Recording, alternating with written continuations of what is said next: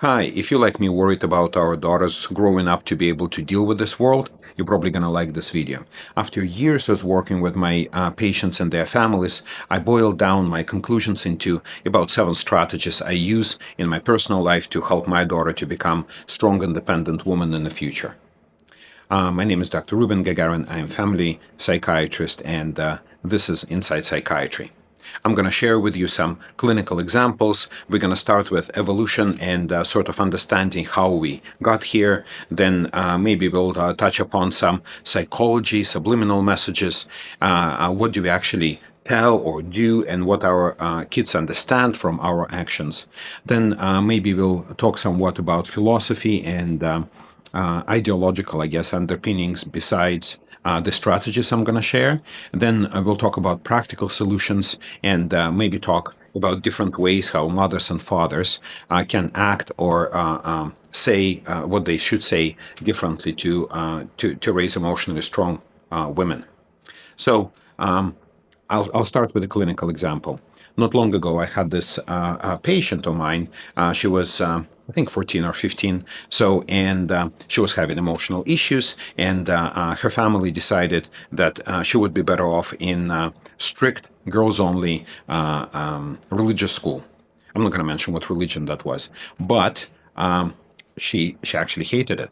So, one intended consequence of this decision was that she was sitting in traditional classroom on lessons on traditional roles. So she really did not appreciate that, but that wasn't it.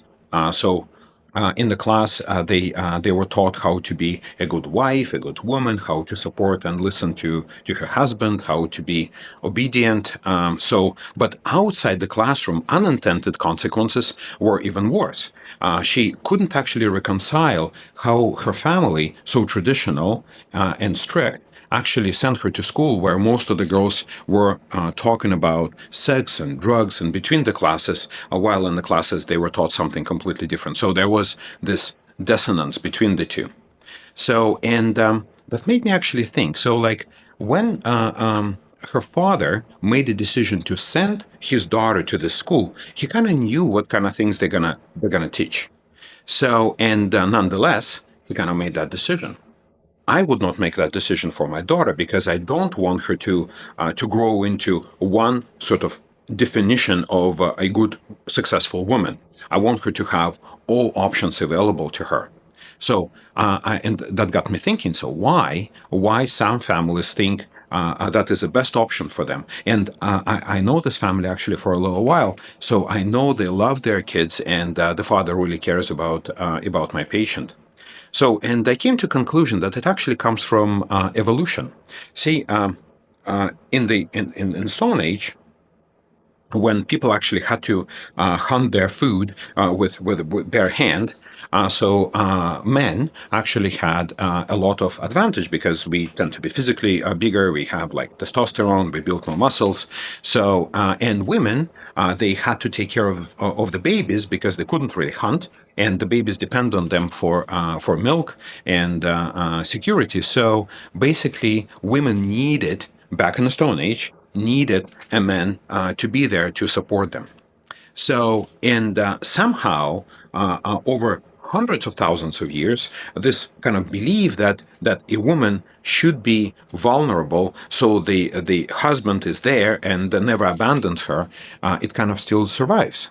But I don't know about you. I don't know any single person who hunts for their food with their bare hands anymore. And if you have a rifle, it really doesn't matter if you're a man or a woman.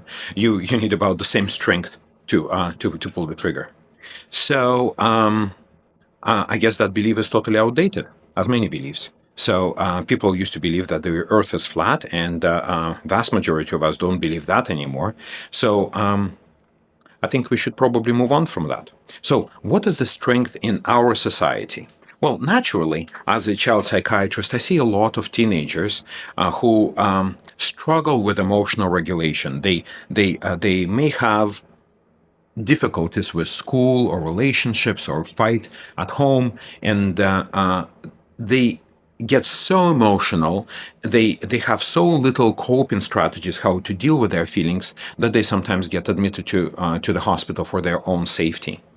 So then I think to myself, number one strength for both boys and girls is to be emotionally strong, to be able to deal with these feelings, to have enough coping strategies. But there is a difference what boys can do and what boys are raised with, and then what girls actually believe in. There's a video I made about tips on how to raise emotionally strong boys, so check it out. It's going to be quite a bit different. So then in our society, a lot of these beliefs actually rooted pretty deeply. So women don't get paid the same for their job. It makes it harder for them to be independent and support their family without a partner. So then I'll give you another example that a lot of women don't believe they may be good in certain fields like math and engineering because this is what our society kind of tells them. And there are a lot of these messages that are subliminal. So, for instance, I'll give you an example. It was actually kind of mind blowing for me many years ago when I came across this study. There was a study. There's actually more than one, but the one I came across, there was a study when students in elementary school were divided into two groups, boys and girls, and then also in between the groups, they also were divided in half. So one half of the girls wrote a math test together with the first half of the boys, and the second half of boys and girls wrote the test separately. And then what happened was when the kids wrote tests separately, the girls actually did exactly the same as the boys statistically. However, when they sat together in the same classroom with the boys, the girls did not do as well as the boys because I guess they felt intimidated. But if you ask each individual female student, of course they would say, "Well, we tried our best." They would not tell you they were intimidated by boys, but somewhere deep inside, subliminally, subconsciously, they actually develop these beliefs that believe that if they compete with boys, then they stand no chance. So they did not put as much effort as they would have otherwise, and that's what I mean by subconscious and subliminal messages. Somehow along the way, they got this message that they're not as good, and therefore, the only option for them, I guess, to be pretty and to be obedient wife. So we have to make sure that we don't send these subliminal messages. Some of these messages, they actually get in at a very early age. See the way how it works. Even when kids don't talk yet, they still hear us. They remember certain words, especially if the messages get repeated 100 times.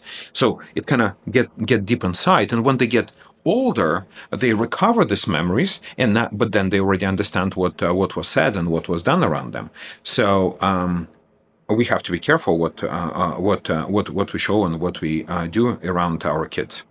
That being said, kids are different. So my sons, they did not quite care, for example, how they looked, yeah, when they were younger. But my daughter, even at the age of 6 months, she actually was trying to beautify herself.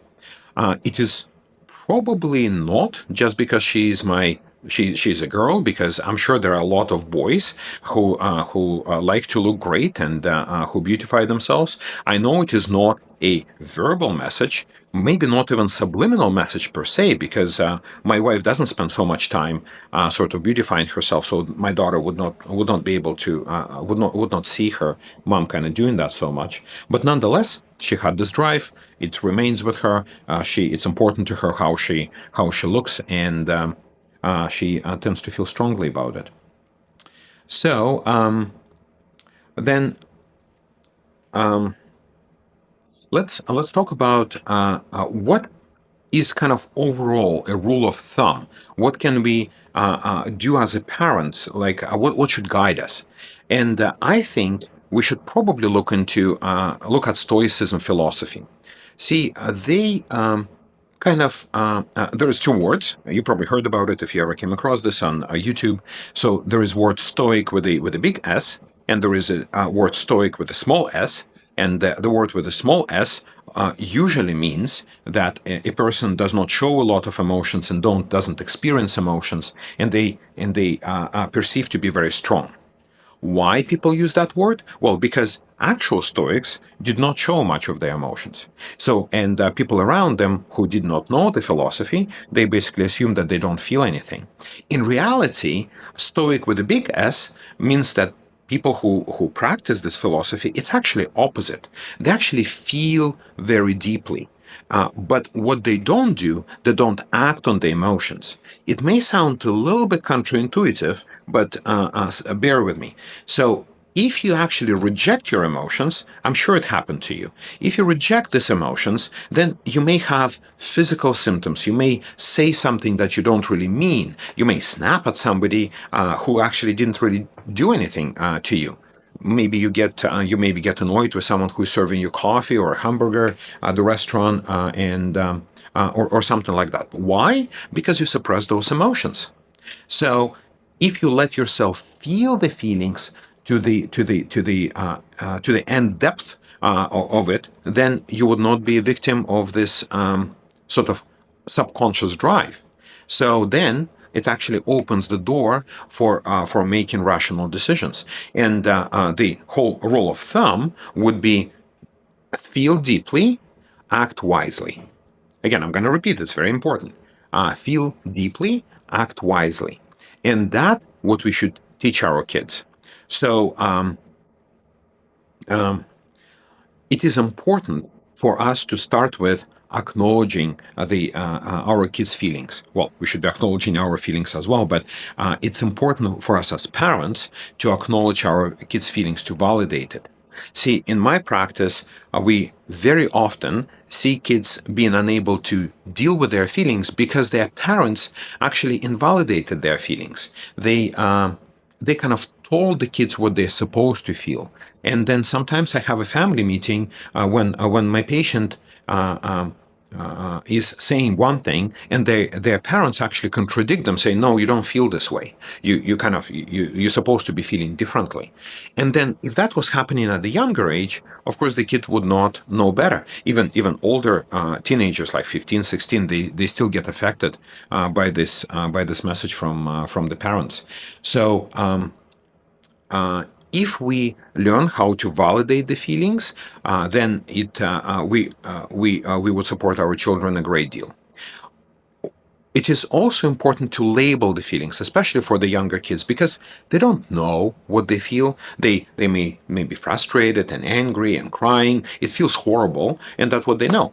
So, but if you start like helping separating it, to use more emotional words, it'll help them to then talk themselves out of certain emotions, and when they separate from you, they may be more emotionally independent because then they have language how to validate their own feelings. So whatever you tell them at the young age, they keep it in their heart, and you sort of all of your actions create the kids' inner world. So when they grow up and become independent, they keep it inside. So very important point. Even what I hear a lot from the parents saying the world is cruel. There is a lot of trauma. So therefore, we should recreate this environment at home. Well, they usually don't use these words, but this is the idea. So they recreate this kind of traumatic environment at home, emotional invalidation, coldness, so their kids can become kind of emotionally strong. But that's not the same. See, like the world around that external, that is around us. So that may be very cruel and cold. That's fine. We cannot do anything about that, or like very small steps we can do to change the world. But inner world is different. So if I feel warm and confident inside, it is a lot easier for me to deal with the world outside. But if I have cold and rejected in my heart, it actually makes a lot harder to deal with the coldness and rejection outside. That is a bit counterintuitive, but that is actually true. Now, let's move on to talk about what we can do as parents. Now, I was actually preparing for this video. I was a little bit surprised that there's actually research that shows when fathers take more less traditional roles at home, when they actually get involved in childcare and cooking and cleaning, etc., then daughters also grow up, become more independent and free-willed. So what I encourage you, if you are a father who's watching this video like me, you should show by your example what actually it's supposed to be. I see on the internet and among my friends that a lot of fathers actually scared, especially fathers scared for their daughters to get into like bad relationship, to be like manipulated by someone. But see, if you show how you would like them to be treated, if you treat them like you create essentially a model how they should be treated, then they should not fall victim of some sort of manipulation, because they would feel what is genuine and what is not. So it is very important for the fathers actually to be involved with their daughters, and say the right things and do the right thing to support them. For the mothers, the same idea. So mothers should show their own independence, both emotionally and maybe financially, etc., but also be involved with their kids. What I see in real life, a lot of fathers kind of get withdrawn when things get emotional. So while the dad is learning how to deal with their daughter's emotions, then it is important for mom to actually double down and validate the feelings and label them, etc.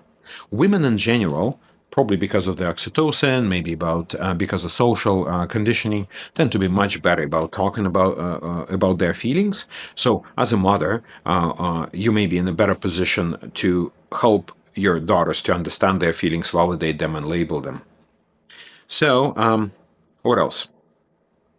Practical steps. I wrote a couple of things down here. So, like certain things we may say that carries implicit bias, or like this subliminal message. For example, if we say you're so pretty, we say it is important to be pretty. So it's not that we just give in compliment how they, let's say, put together their outfit, but we're actually saying that it's important in life to be pretty. So, and we have to be careful about that. So instead of saying you look very pretty in this dress, you can say something like you made a lot of effort and you pick a very good dress. So that makes you look very beautiful. But see, you actually praise the effort. You're not just praising the looks, and you acknowledge the results, but not necessarily making it the end of all. So you can also praise creativity if that's appropriate. So some people may say things along the lines that don't get dirty, girls don't play rough. Well, the message here, implicit message, is that it is not okay to explore. If it's get dirty, stay away. Because you're a girl, it's not okay to explore. So what you may say instead is actually encourage them to say, like it is good to explore. It's okay if you get dirty. We always can launder your clothes afterwards. So another example, maybe if we say something like, "You're such a good helper, it'll make you a good mother one day." So what that then the implicit message is that it's you heading that way. So you will have to be a mother. So like it's good that you're doing this now, so you prepare yourself for this role in the future. But if you want to, like me, if you want your daughter to have all options open and not to rush into it, you can actually say something like, "You're very kind and compassionate. I really appreciate your help," etc. So, as an example, for boys, we say things like, "Don't cry," like boys don't cry. So and especially like if they have like a bad day at school, for example, they may come back home kind of crying and upset. So we can, instead of saying "don't cry," go to a room and don't come back until you calm yourself down. I've heard this before. So we can say something like, "I see you're hurt. What happened? Let's put our heads together to see how we can solve this problem." Essentially, let's say you may say something like, "Don't cry, ignore your bullies," or you can say, "I see you're hurt. Let's see what we can do." The end result is the same. So maybe ignoring the bullies is the best decision. But you start with acknowledging the feelings, then you move on to solutions, as opposed to rejecting the feelings and tell them what to do. That boils essentially down to this principle: when we should praise values, character, and effort. As opposed to the way how things look, like pretty or like just the results. Every child has their own values. Every person has their own values. So it is our job as a parent to realize what those values are, to see what is important to them, and help them to grow. So, for example, like I said, my daughter, it may be important for my daughter to look in a certain way, for her room to look in a certain way. So her value in this regard is aesthetics. So, and she shares that value with her mother. It so happened, but it is not exactly my value. Kind of, as long as things are okay, my office may be a little kind of messy. It's kind of okay with me. So, but I should not put my value on her. So then I should support and praise her for pursuing her own values, even if I don't agree with it.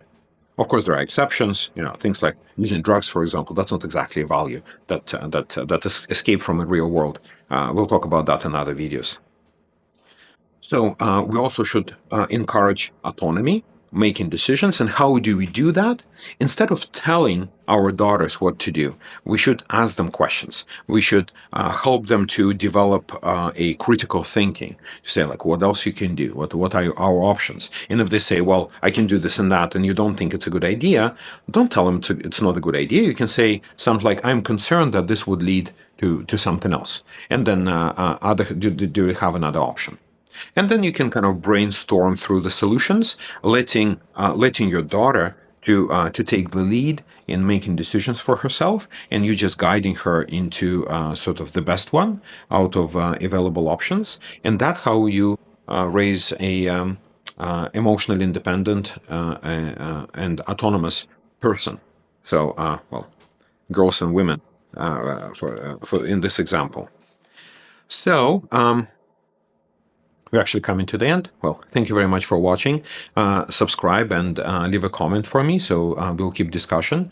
We're going to summarize those 7 tips, so I don't forget anything. I'm going to just look at this piece of paper. So number 1, praise the values and effort, kind of starting backwards. So we just spoke about that, so it's obvious.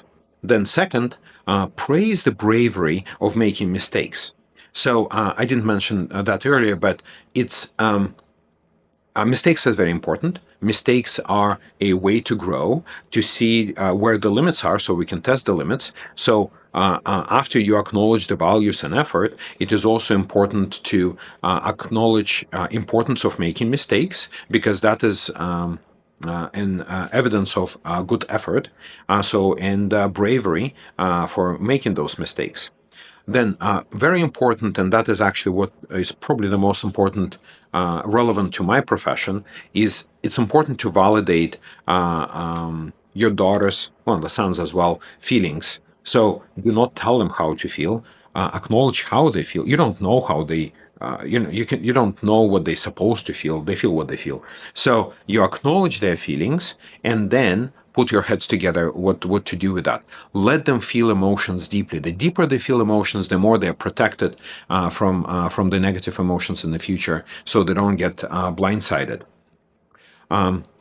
Try not to start your sentences with words boys or girls.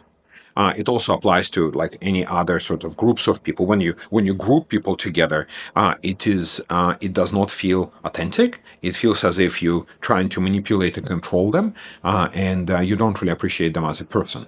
So any sentence you say, something like "boys don't cry," "boys will be girls," or like "girls are always emotional," and or like "girls are better or creative." Like if you say these things, you kind of you put your kids in a certain shape and trying to control and kind of mold something out to them that they may not be. So try to avoid those words. And next, fifth one is it is important to lead by example. If you're a father, take some responsibilities at home. It's actually a lot of fun. It helps. Well, like I do quite a bit, like cooking dinners and so on. I enjoy doing that, and it actually makes me feel better, but also sends a message that you don't have to be in a certain certain gender. Does not necessarily mean that this is all you kind of supposed to do. So, so the sixth one, kind of already mentioned it, feel deeply, act wisely. So separate the two. There are feelings, there are actions. So like it's okay to feel whatever you feel. It's okay to go deep into that. But when you make your decisions, it may not necessarily be the best guide. So like you should make wise decisions, not emotional ones. And the only way to do that is to let yourself experience and acknowledge these emotions as much as you can. So, and the last one is encourage your children to be independent, to use critical thinking, encourage them to question your ways, how you do. Let's say if you encourage them to talk about their feelings, but you're yourself just snapping at them and don't talk about your emotions, then they let them ask you like what happened, like daddy, what happened at work, and then at that point again you go back to number four and lead or number five and lead by example. You tell them that, well, I had a rough day and I feel kind of sad, and I'm going to take a walk or whatever. So you acknowledge the feelings and then you make a wise decision for yourself. So praise values and effort as opposed to appearance. Praise bravery to make mistakes. Try to validate emotions and normalize them. Try to avoid starting your sentences with like boys or girls, or women or men. Like with grouping people. Number five, lead by example. Six, feel deeply, act wisely. And seven, encourage critical thinking and independence. Thank you very much for watching. Come back for more. Subscribe, leave a comment so I don't feel like I'm shouting in the void. Thank you. Bye bye.